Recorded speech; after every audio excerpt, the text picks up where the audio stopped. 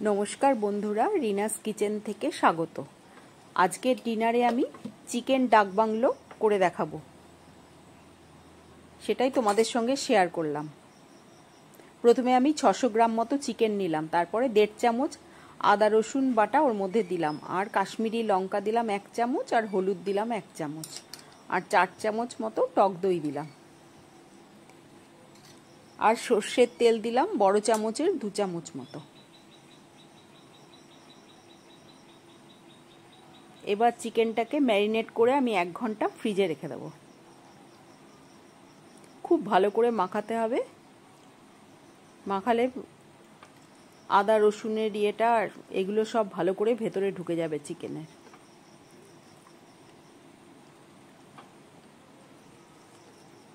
ভালো করে ম্যারিনেট করে ঢাকা দিয়ে রেখে দিতে হবে ফ্রিজে। এবার আমি কিছু ড্রাই রোস্ট মশলা করে নিচ্ছি। তার জন্য আমি জয়িত্রী দিলাম, একটা বড় ফুল, একটা তেজপাতা দুভাগ করে দিলাম, 4টে শুকনো লঙ্কা, 3-4টে দারচিনি, 4টে এলাচ, 2টো লবঙ্গ, আর জায়ফল দিলাম ছোট 1 পিঞ্চ মতো। জায়ফল একটুখানি ভেঙে 1 টুকরো দিলাম, বেশি দিলে আবার গন্ধ হয়ে যায় বেশি। এবার ওটা অর্ধেক ভাজা হয়ে গেলে আর ধনে জিরে 1 চামচ করে দিয়ে সেটা ভেজে নিলাম। ধনে জিরেটা আগে দিলে কি হতো, ধনে জিরেটা বেশি ভাজা হয়ে যেত আর এইগুলো ভাজা হতো না, কারণ শুকনো লঙ্কা, তেজপাতা, দারচিনি এগুলো ভাজতে টাইম লাগে। এবার ড্রাই রোস্ট করে একটা ডিশে ঢেলে রাখলাম, ওটা ঠান্ডা হলে আমি মিক্সিতে গুঁড়ো করে নেব। এবার আমি 5-6টা আলু, গোটা আলু কেটে রেখেছিলাম, সেই আলুগুলো ভেজে নিলাম।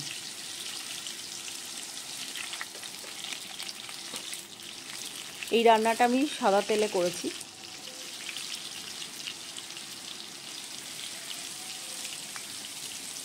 হাফ ইঞ্চি মতো হলুদ দিলাম আর একটু নুন দিয়ে আলুগুলো ভেজে নিলাম ভালো করে।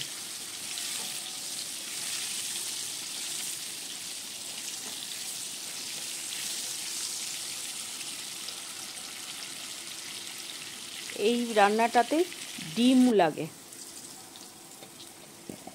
আমি 3টে ডিম সেদ্ধ করে রেখে দিয়েছিলাম। আলু ভাজার পর এবার আমি ওই ডিম 3টে ভেজে নেব।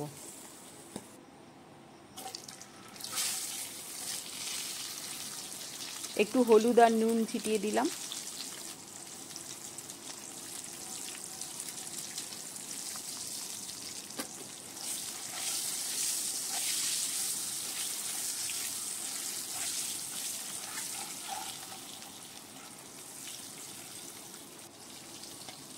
এবার ডিমগুলো তুলে নিলাম।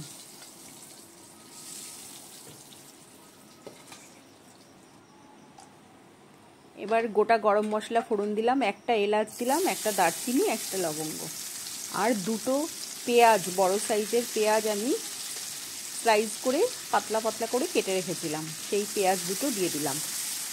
এই রান্নাটাতে গোটা পেঁয়াজও লাগে, আর তার জন্য আমি 2টো গোটা পেঁয়াজ রেখে দিয়েছিলাম। এই পেঁয়াজগুলো ভাজা হয়ে গেলে পরে দেব পেঁয়াজটা। গোটা গোটা দিলে দেখতে ভালো লাগে বলে। এবার আমি আদা রসুন পেস্ট দিলাম 1.5 চামচ মতো। এটাকে ভালো করে কষলাম।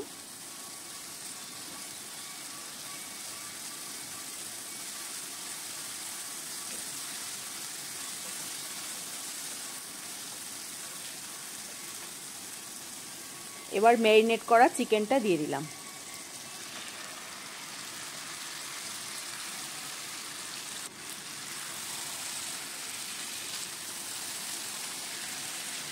এবার ভালো করে কষাতে হবে।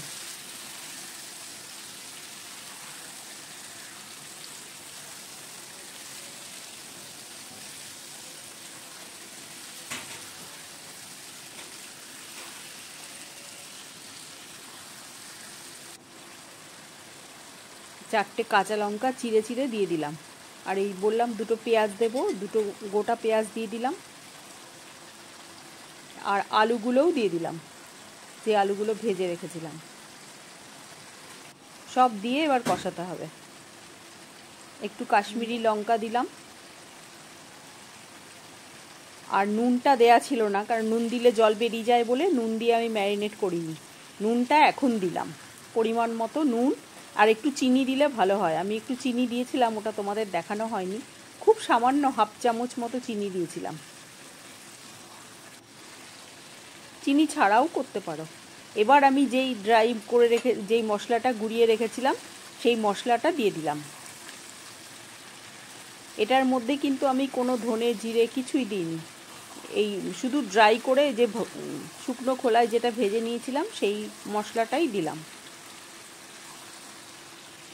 এই মশলাটাতেই একটা সুন্দর গন্ধ আসবে।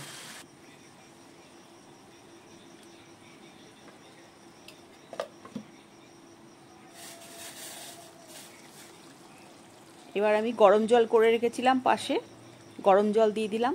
যদি আমার রান্নাটা তোমাদের পছন্দ হয় তাহলে আমার চ্যানেলটাকে সাবস্ক্রাইব করো, লাইক ও কমেন্টস করো। এবার এটা আমি 10 মিনিট ভালো করে ফুটিয়েছি যাতে আলুটা সেদ্ধ হয়। এবার আমার রান্নাটা কিন্তু কমপ্লিট হয়ে গেছে। ওই 10 মিনিট ফোটানোটা ওগুলো আর দেখাইনি, ঢাকা দিয়ে 10 মিনিট ফুটিয়েছিলাম। এবার ডিমগুলো দিয়ে দিলাম, নামানোর আগে ডিমগুলো দিয়ে দিলাম। কোনো গরম মশলা দেওয়ার প্রয়োজন নেই, কারণ গরম মশলা দেওয়াই ছিল।